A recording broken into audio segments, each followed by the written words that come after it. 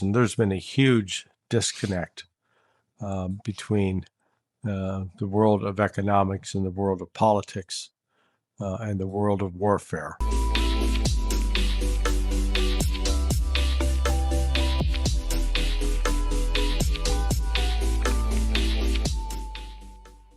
Good morning, everybody. It's East Calling. I'm Ryan Milton. And Yelena is not with us today because she is on a train, and it's not the greatest travel that she has, travel situation, ability to talk or anything like that. So, Larry, however, I'm going to start with the big news, which is that I'm a grandfather, I think, today, which is because congratulations. My cockatiel's egg is finally hatching. I was going to say, you appear awful young for a grandfather. So, yes, we have 4 eggs and 1 is hatching today. So, little levity. So you're a bird man. Birds. Well, my dog unfortunately died recently. I was a dog and a bird man, so. They left with the birds. Of course, they can live a long time, can't they? That's true. Well, that means I need somebody to take care of me in my old age. So I figure they'll do pretty good with that. So, boy, I tell you what, there is a lot going on, and I think where I would like to start is just because of what I see over here. I like to look at the U.S. social media when it comes to things on Russia, because I want to see just to what level is the propaganda and brainwashing hitting people. And I think, first of all, the British media is probably the worst media in the world.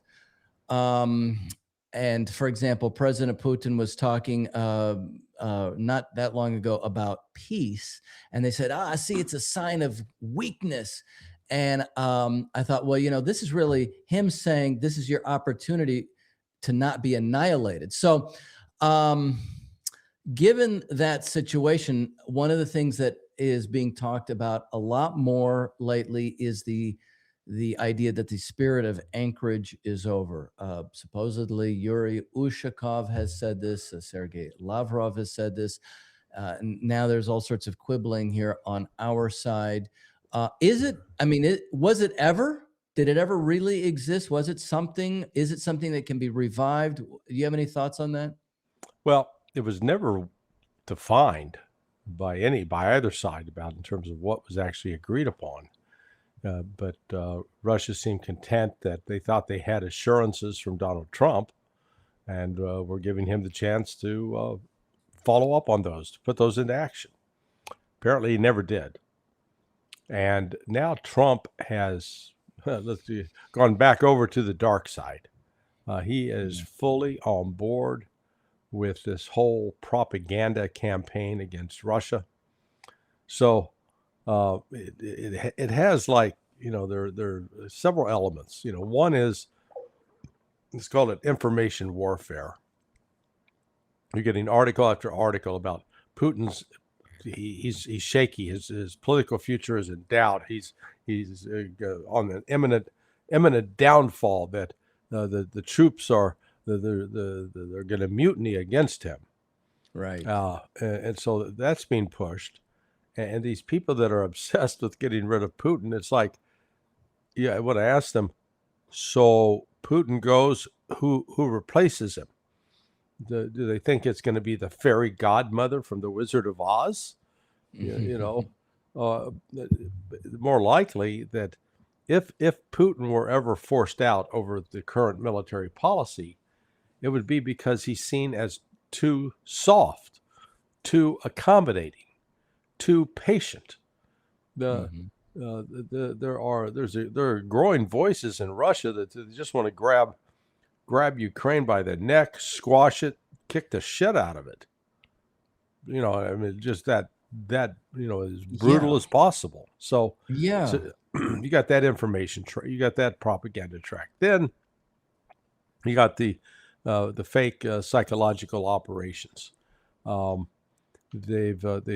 word has been circulated. Oh, Russia's running out of fuel. They're running out of fuel. So and a couple of the different provinces in Russia, people start saying, "Oh my God, we're running out of fuel." So they started believing that. Then they go out and do panic buying, and all the panic buying actually did create a fuel shortage. It Yeah, I wasn't. was wondering about that because I've talked to people in St. Petersburg. I've talked to people all over Moscow, Rostov, even Sevastopol, and it was really very spotty. Yeah, Some areas they're like, what are you talking about? I never even heard about what you're talking about. Nothing's going on. My gas station is fully functioning and there's no lines. And then other places, they waiting 20 minutes in line. So yeah. let me ask you, okay, so you're saying it wasn't really an oil shortage. Others have said, by the way, that there is as much oil in Russia now as before the conflict. So here's my question. Is there a fifth column type of operation being used around this to push regime change, to create a what would you call it? An atmosphere where some dirty operation like that can be done? Uh, there's an attempt at it, but it doesn't have any foundation, no base to support that. It's more on the wishful thinking part of Ukraine. And then, so in fact, in the last 3-4 months, Russia's oil exports have increased. They've not decreased. So, for supposedly destroying the oil industry, destroying the fuel, that Russia's on the verge of collapse. It's just, it's not true, but people believe it. In fact, Hmm. here, there's Uh-oh. this one crazy guy. Uh, uh, he writes a rant. Uses his name as part of the rant. I'm not going to say the full name, but let's see. Where are you? Here we go. And take it away. Where are you here? Oh, that didn't do it. Let me get the date received. Oh, there we go. Now this mid-year assessment. So listen to this. Yeah, he was saying, despite the false propaganda Larry dutifully puts forward on behalf of the Russians and his anti-American and anti-Israel commentary, the Russians are now losing badly in Ukraine, and their economy continues to be in serious trouble. They now hold no more land than they did over 4 years ago.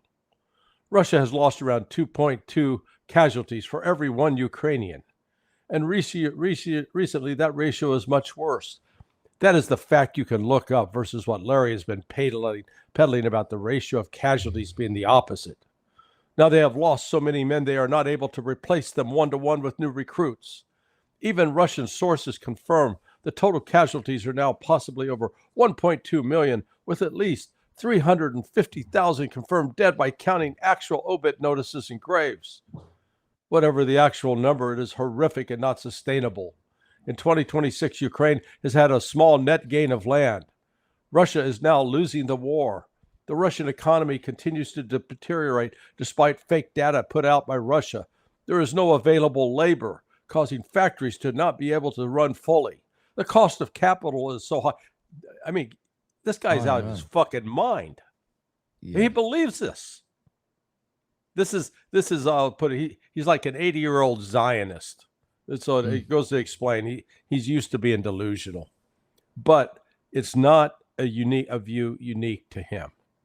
This is, I mean, they fervently believe this, and meanwhile, what's actually happening on the ground? Well, on on the ground, Russia just basically is taking Konstantinovka. I can't even say it properly. They are closing in. They've surrounded now Kramatorsk and Slavyansk. Those are sort of the last two real defensive belts. I mean, they're In Donbass, I think. Yeah, and Donetsk, to be Okay. precise. Yeah. But I put up a piece last night at sonar21.com that looks at looks at all the recent activities in Sumy, Kharkiv, Donetsk, which includes the Donbass, which includes Donetsk, Luhansk, and Dnipropetrovsk. Actually, what's interesting there is the Russians have crossed the river. They've crossed the Dnieper. They're now on the west bank of the Dnieper, and Zaporozhye and Kherson. So Russia's moving all along that front, but they've made particular progress. And no, Ukraine has not taken any land and held it. That's just a lie. Whereas Russia, they took Pokrovsk earlier this year, and now they've taken Konstantinovka, and now they're closing. So, this again, it's a lie that they're not taking territory, but then on top of it, know that they're suffering massive casualties. It's Ukraine that's suffering the casualties, and for like it's now the 22nd month straight, they do a handover of corpses. So the Ukrainians return over this month. They turned over 30 Russians, and the Russians returned 1,000 dead Ukrainians. It's been that way month after month after month after month. 30 to 40 dead Russians, 1,000 dead Ukrainians. And yet this clown says that Ukraine is killing Russians at a 2-to-1 ratio, and that without having artillery, with limited number of drones, with no fixed wing aircraft, it's just, it's nonsensical. But this is a reminder: you can't convince people with reason and facts. Yeah. No, that's true. And then I saw a picture recently of Stanislav Krepavnik, who is originally from the Lugansk. He's somebody I've talked to a number of times. I think you're a friend of his. Yeah, I know Stas. Been to his house. He's in that region right now, and he recently posted that there is a concerted, undeclared war against I guess they call it the TSK, which is the Ukrainian recruitment operation, where they recruit you by force. And he just recently listed city after city after city where it's turning into riots, this kind of thing. So, I mean, again, it doesn't make sense to me, therefore, this idea. For example, why would they even consider an actual attack, say, on Germany or Estonia under conditions where they're winning? I see Russia maybe thinking, down the road, if, it's like the old thing where Germany wants to attack again, or Europe wants to attack Russia again, that's something that they might actually have to be prepared for. Something like that. They're mentally, Putin talked about it a week ago. Let's see. Yeah, a week ago today. He was addressing the graduating class. It's like, think if you brought together West Point, Air Force Academy, Naval Academy for a graduation ceremony, along with the FBI Academy and CIA, school. And that's the group that Putin was addressing. So it's sort of all the new officers that will be joining those different organizations. And he made the point very clear. He said, "Look, we're hearing this war talk now out of the West, and it reminds us of what happened back in, June 22nd, 1941, Operation Barbarossa, where the Nazis attacked the Soviet Union, an attack that ultimately inflicted 27 million casualty deaths upon the Soviets, at least 27 million." And Putin's basic message was, "We're not going to let that happen again. We're ready, and we're going to respond as needed." So that's why the conflict in Ukraine really has taken a dark and dangerous turn because of the actions of the West. Russia could have argued early on and told the West, say, "Look, any provision of weapons, intelligence, or military support to Ukraine in this instance, we will consider you a combatant. And they should have, in retrospect, should have immediately begun taking out the surveillance aircraft that the United States is running in the Black Sea. Now, I know why Russia didn't do that. They weren't ready to fight. They weren't ready to go toe to toe with NATO at that time. And so that's why you saw the mobilization on the military side, and you saw the mobilization really on the economic side with opening new factories and building up what they have, get them operating 24/7. So it's been really a dramatic turnaround. Russia's now ready. So if that's the next step, they're ready, and it's not going to be pleasant for the West. What you just said there makes me think, because I know this is now going back a little bit, but I think it bears repeating since you brought it up. The potential is that the school bus in Belarus was hit by a Hornet drone that the U.S. I don't know if you know anything more about that, that the U.S. had been supplying to Ukraine. But in terms of things becoming more dangerous, also you have President Trump basically saying that, oh, well, Ukraine can recapture territory. I think somebody's just telling him that. But when when he goes out there and says those words, people think that he's talking from a position of knowledge. Those things are dangerous, I think. Yeah, well, and it's not just what he says. It goes beyond Trump. The pervasive attitude, as you know, in the United States, is that Russia is some sort of rogue nation. It's an authoritarian, oppressive state. That it is an aggressive imperialist trying to conquer the world. All just one lie after another, and the United States continues to look for a pretext to go to war with Russia.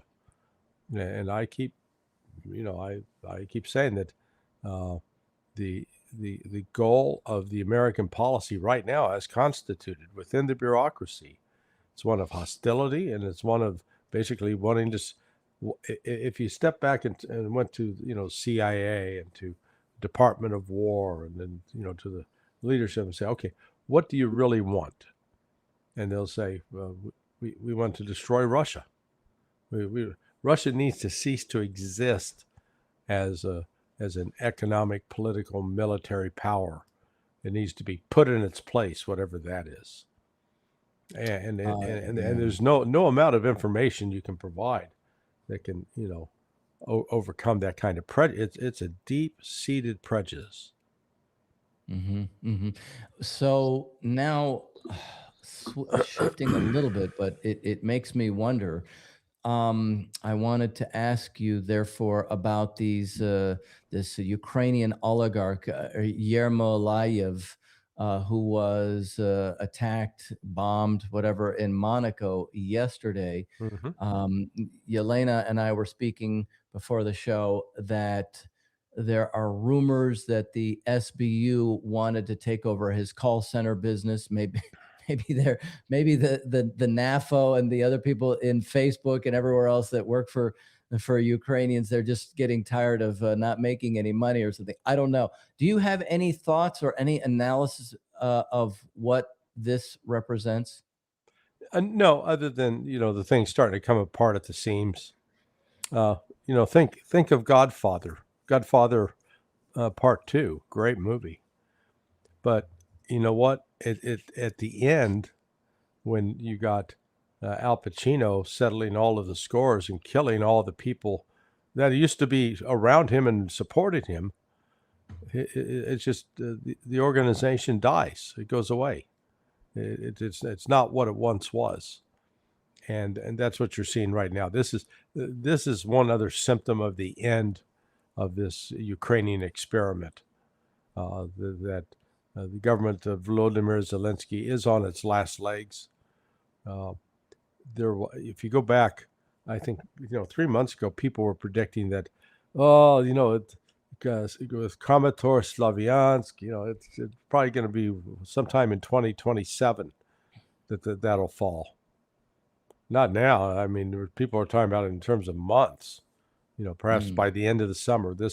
What is clear is that the Russians are pushing uh, uh, an offense, and they have, in light of these recent attacks on Russian refineries, they're aggressively they're blowing up every single gas station in eastern Ukraine. So there's no people are going to be without gas. They're not going to have. You want to go fill your car up? Good luck. The gas station's blown up. right. Russia's taking the gloves off in that regard.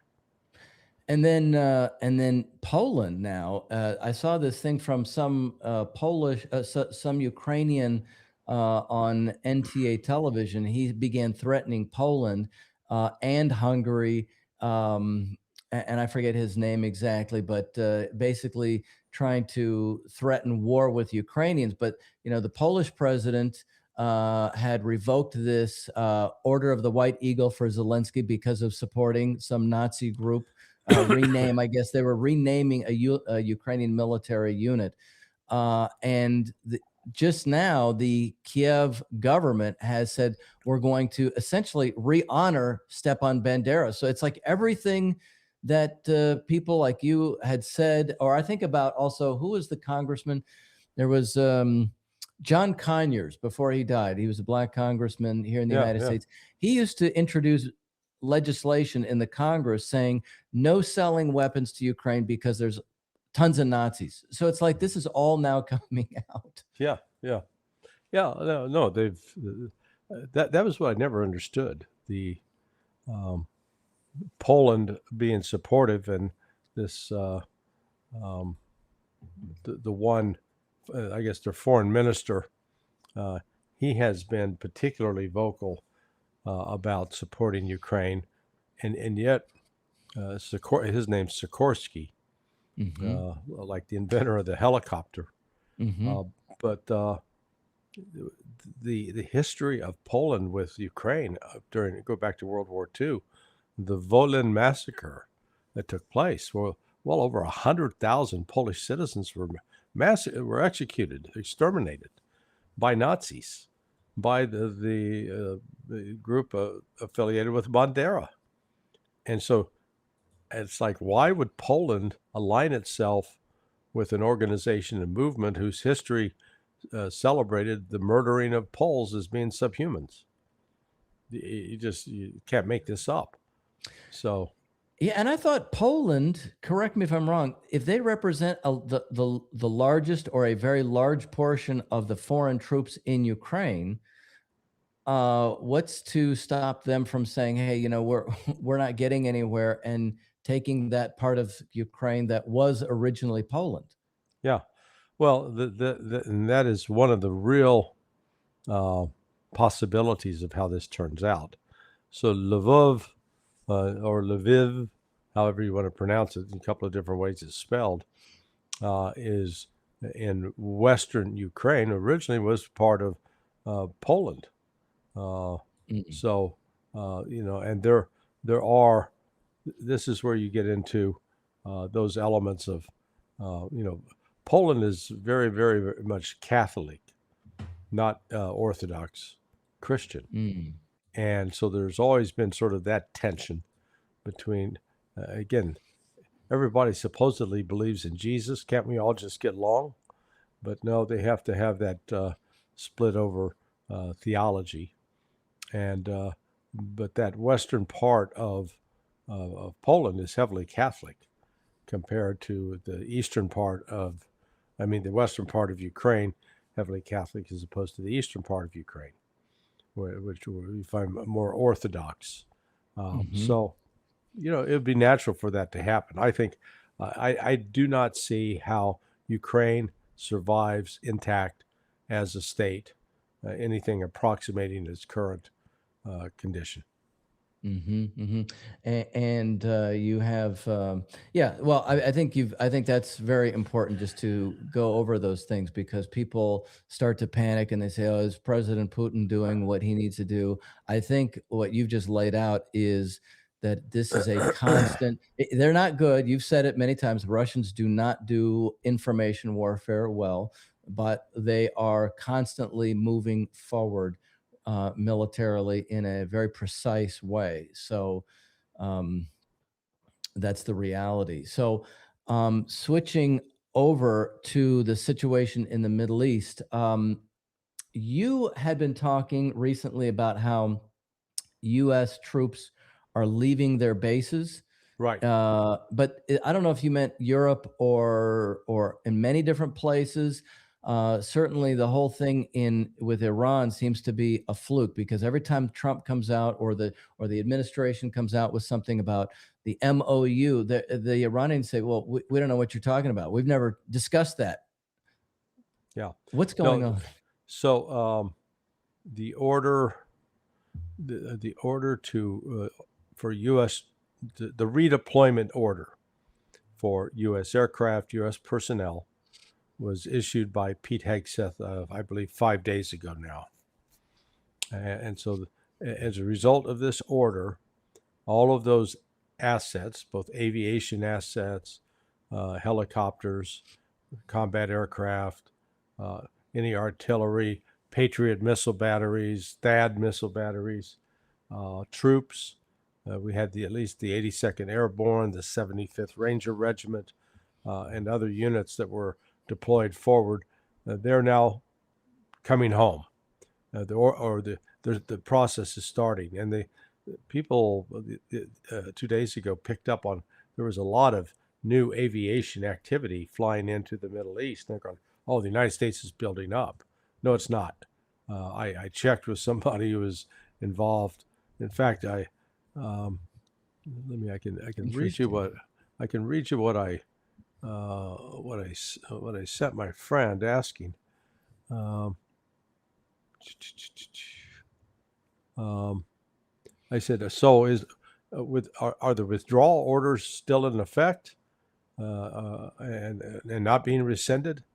And he replied, "Affirm. This is only the first wave, though. We moved a ton of shit in theater, have a long way to go to get it back home. Next wave comes in 30 days." So there is, if you will, a wave of movement of aircraft flying in, basically picking people up and taking them out, taking out helicopters and other things. So there were several say, "Oh, the U.S. is building up for a new strike." No, it's not. And one of the other ways we know that is because I asked my friend, I said, "Hey, are you still in the CAT?" The CAT is the Crisis Action Team. It was the CATs. There were ones at the Pentagon and at CENTCOM and other. I'm sure JSOC had a CAT going, or Crisis Action Team. We all I always called it the TOC, the Tactical Operations Center, or the Joint Hmm. Operations Center. Anyway, those were stood up about a week before about 21st of February. So that's when I knew we were going to war. Once you put those in place, they operate 24/7. You've got 12-hour shifts, 12 on, 12 off, and it's brutal. And so I said, "Hey, so have they stood the cats back up?"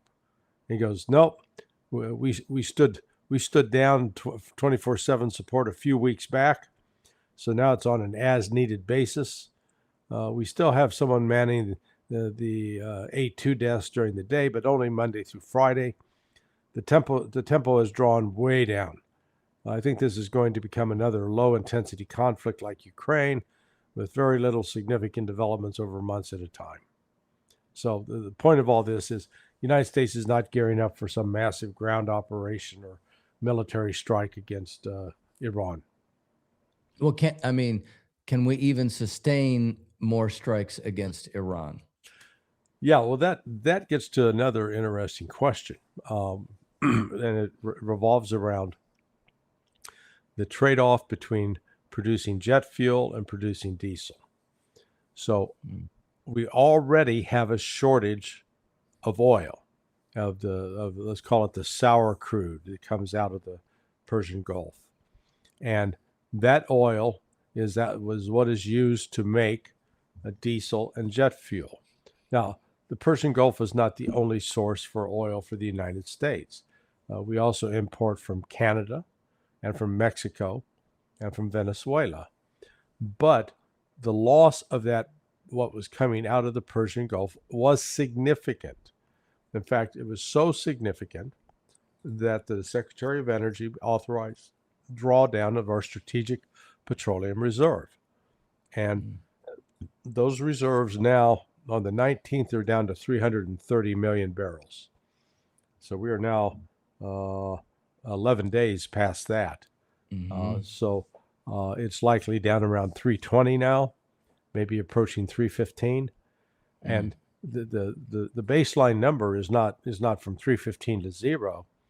It's basically from 315, let's call it from 300 to 140. At 140, that's where you can't withdraw anymore unless you jeopardize the physical structure of these underground caves. So we really got about 160 million barrels of oil. And you say, well, that's, what's the problem? That represents, based upon U.S. consumption. If we didn't have any other import, if we didn't have any other source, that oil there would last us for 8 days. Okay, so, but we're still getting imports in, so it's not draining at a rate of, it's going to be gone in 8 days, but it's going to be gone soon. And the problem is there's no replacement on. Think of it as a slow leak. You say, well, it's not blown flat already like a tire, but it's leaking and it's getting lower and lower and lower, and all of a sudden it's going to be flat, completely flat, and we don't have an alternative. That is why Donald Trump signed that MOU. He had to figure out how to get the Strait of Hormuz open and to get oil flowing again, and even with that, he screwed it up again. Yeah, because I think it's closed again. Effectively, well, hardly anything's going in or out. Like right now, if people can follow it on marinetraffic.com. Oh, yes. And you go there right now. Let's see, there are 2 ships coming in to the strait. And there's one exiting. It's called the Starway. It says destination is Shinas. I have no idea what Shinas is. It's probably somewhere in Indonesia or India. But that's just, it's one, and it's not even, I don't think it's a big tanker. That's it. Just that one. Overnight, there's another one called the Nicola. It came out, but the point is that the traffic flow is minimal right now because of the United States violated the MOU by attacking Iran. So Iran was enforcing its protocol. They issued 4 weeks ago the Persian Gulf Strait Authority protocols, and with the telling all ship owners, okay, look, you want to sell out of the Strait of Hormuz, you got to fill out this application for us. Tell us what's on board your cargo, where you're going, and then we'll tell you which lane to flow in. And that's how this thing was supposed to work. Well, on last Friday, the United States, again, I think this was a deliberate effort by the U.S. working with the UK. The UK Maritime Trade Operation told this ship called the Ever Lovely, just go sell, ignore those Iranians, just sell close to the coast of Oman, you'll be okay. And Russia said, nope, they hit them with a drone. And then the United States said, well, you can't do that. And so then the United States launched the attack on Iran, hitting some, did minimal damage. And then Iran retaliated on Friday.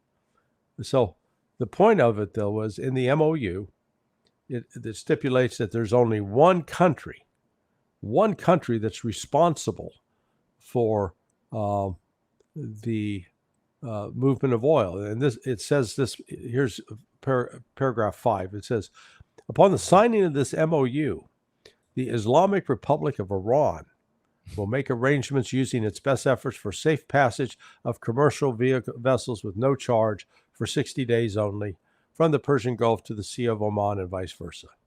Notice, it's the Republic of Iran. It's not Oman. It's not Saudi Arabia. It's not United Arab Emirates. It's not the United States. It's not some other country.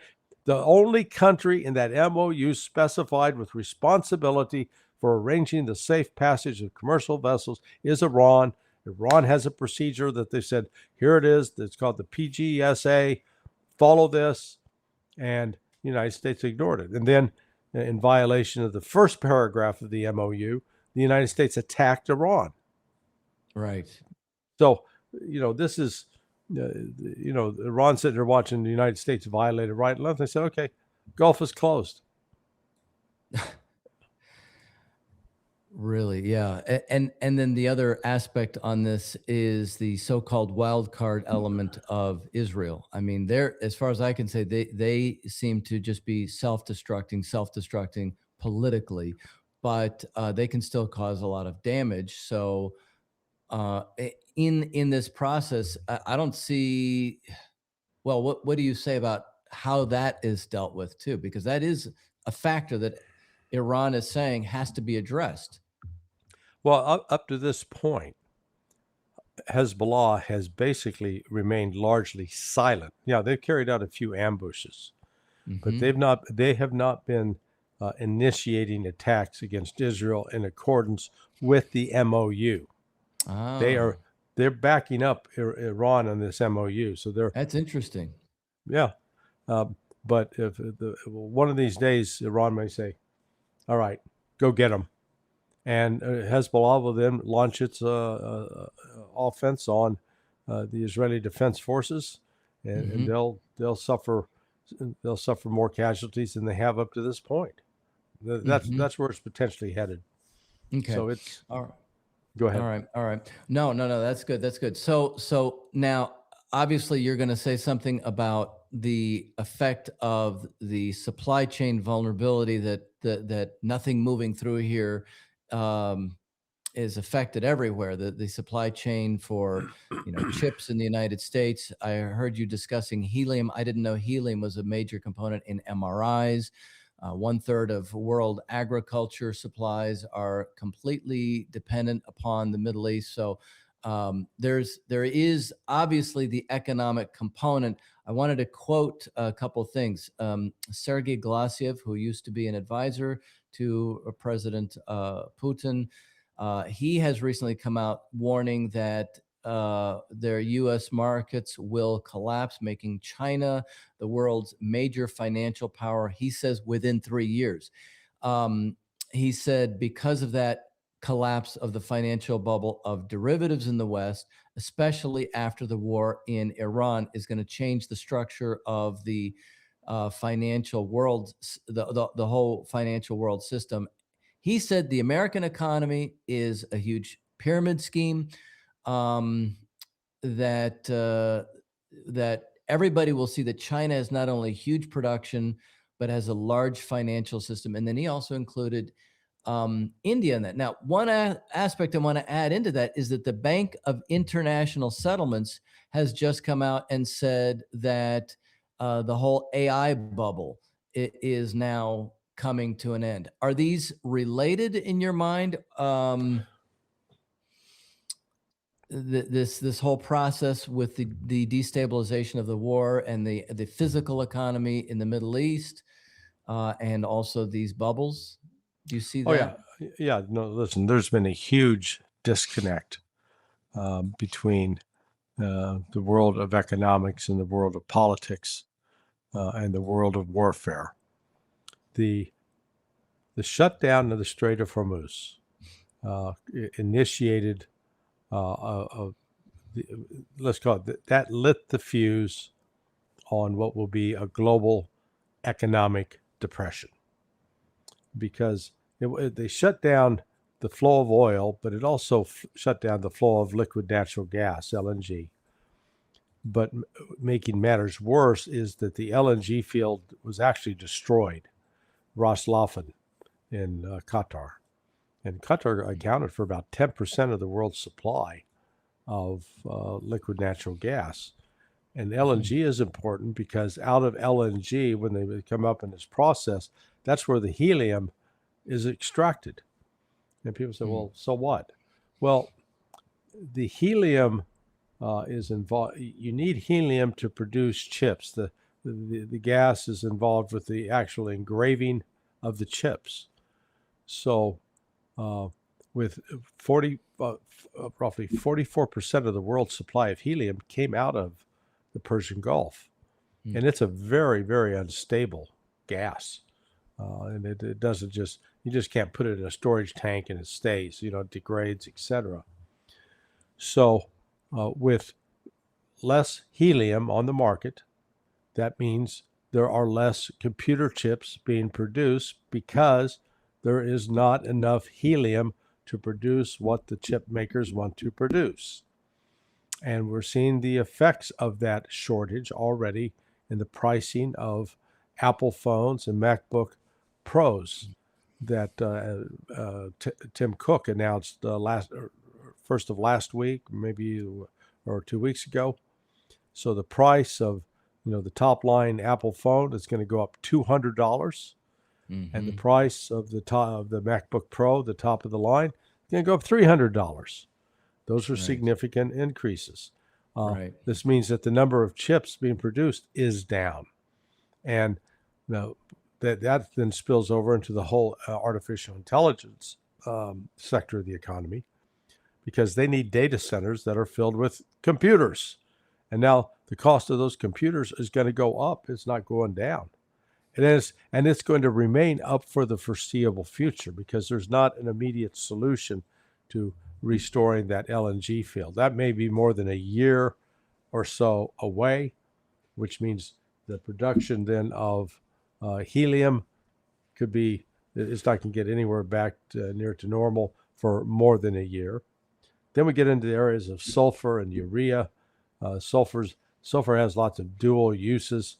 It's involved both in the production of fertilizer, as well as in processing metals, some petrochemical processes, Mhm. and so that's adding cost. So what we've got is, and it hasn't been, I think, fully acknowledged, a global inflationary shock.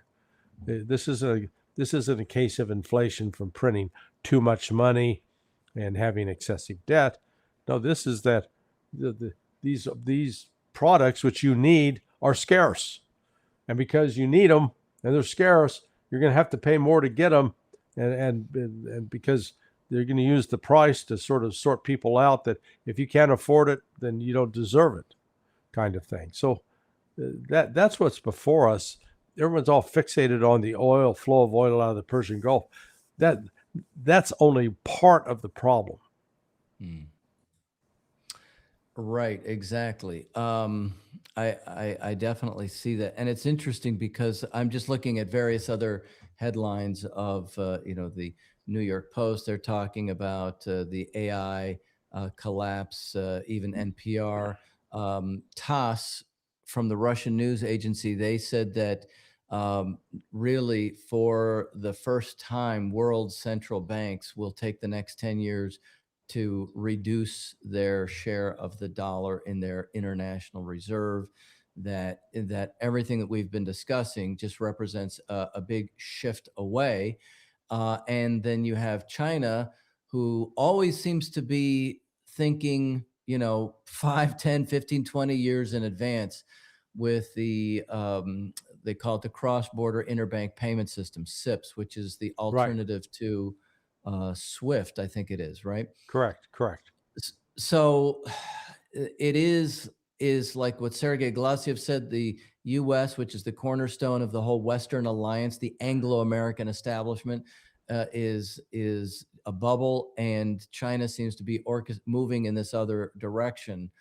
And I just would like to add one other thing. A friend of mine on X put together a very interesting story about Burkina Faso living in what he called the tomato revolution. This is President Ibrahim Traore. So here it's a landlocked nation, mostly had imported huge amounts of food, most of its food, with no capacity to produce, and he's reversed that.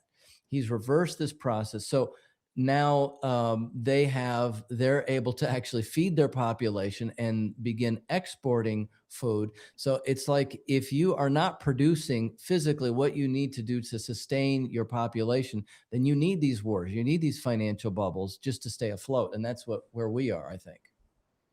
Well, yeah, that, and you mentioned derivatives, and I don't know if people understand what the derivative market is. Alex White, who has a channel and writes in the name Reporterfy. Oh yeah, Alex, sure. Yeah. So, he's a derivatives trader, and I think one of the best or the easiest, simplest ways to understand derivatives was in the movie The Big Short, and I forget the name of the actor, and he was not an actor. He was a genuine economist. They're sitting at a blackjack table, and so the actress, she's getting ready to play her hand, and he says, "So I'm going to make a bet that she's not going to get blackjack, 21. So I'm gonna bet $100 that she's not going to get blackjack. So that's the first bet. So there's somebody standing behind him saying, you know what? I'll bet you, it says to somebody else, I'll bet you $200 that he's wrong. And the other guy says, I'll take that bet. So now you've got a bet on a bet. And then there are 4 other people standing by. They've just heard these 2 guys, and each of them say, well, hey, I'll bet you that guy's right, and I'll bet you that guy's wrong. So now you've got a bet on a bet on a bet. That's derivatives. That's what's happening with the oil market. So simpletons like me think, well, the supply of oil is down, so therefore the price is going to go up. Nah, not necessarily, because you got all this manipulation with this money, and the size the size of the money is off the charts. If it is estimated to be a quadrillion, not a trillion, so you got million, billion, trillion, quadrillion dollars in this derivatives market. 15 zeros behind the one. It said that someone sent me a note saying that if you started counting, if you wanted to count to a quadrillion, or maybe it was actually a trillion, that if you started now, it would take you 36,000 days to count that high. Just you start counting 1, 2, 3, 4, 5. You'd be for 36,000 days. You'd be counting. So I mean, it's a number that's just tough to wrap your mind around. So that's why you come up with things like that to try to help people comprehend just how big it is. Right. And so when this crashes, and this derivatives market will crash, when it crashes. Oh, got a blip there on the internet. Let's give Larry a second. He spilled the beans. He was spilling the beans, and the media monitors, the censors didn't like that. They didn't like Larry telling the story of what's actually going on. Hello. Oh, there I am. Yep. I was going to say the censors or the media monitors got upset there.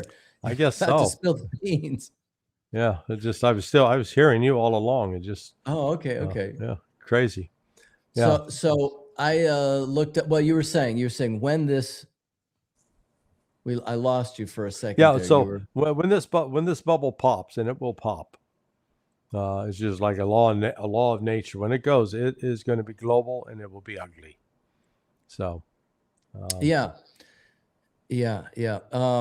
I actually had been doing some research on the derivatives, and actually 4 years ago, there was a report put out ranking banks by their derivatives holding. And I think these were just US banks, if I'm not mistaken. Yeah. So that report totaled $2 quadrillion just in derivatives. So, Hmm.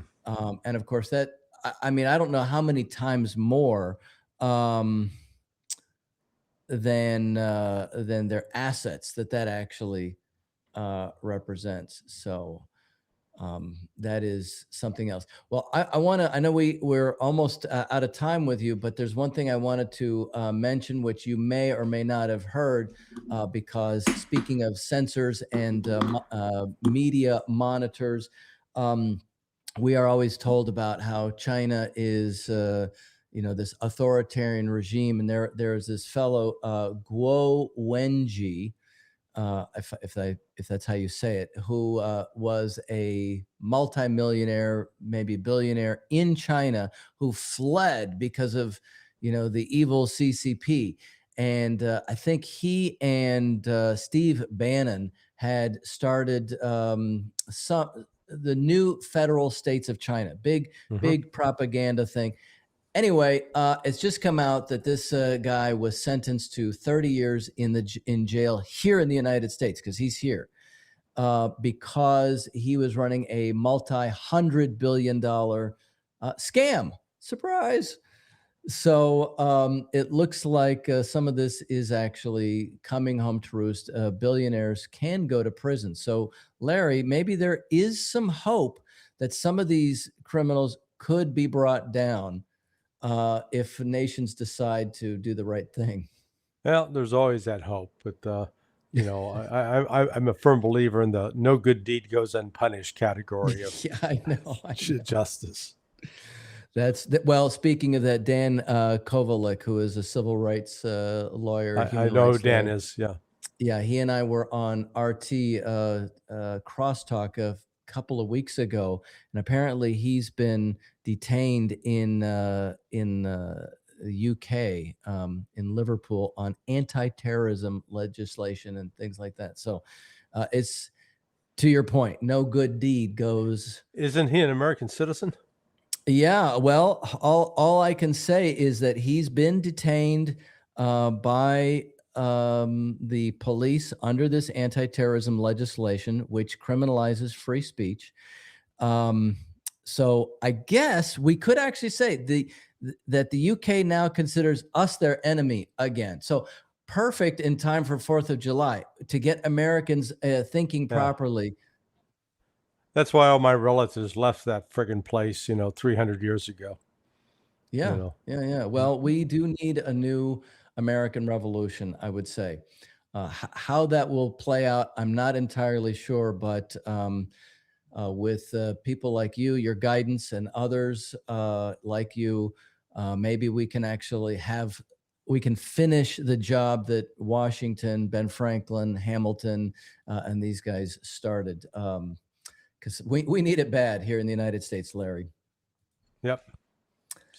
So look, thank you very much for your time. I'm going to give you a few extra minutes to go get some more coffee before your busy schedule. And, yeah, this is back to back, but I always enjoy our chats. Miss seeing Lena today, but hopefully she has a good trip, and we'll catch her next week.